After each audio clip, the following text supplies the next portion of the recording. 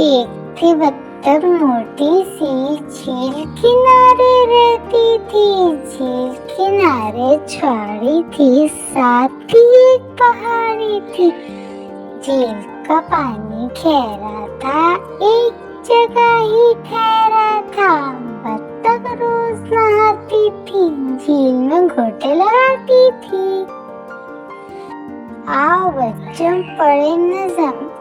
एक थी बत्तख मोटी सी, एक थी बत्तख मोटी सी, झील किनारे रहती थी। झील किनारे छुआड़ी थी, साथ ही एक पहाड़ी थी। झील का पानी गहरा था, एक जगह ही ठहरा था।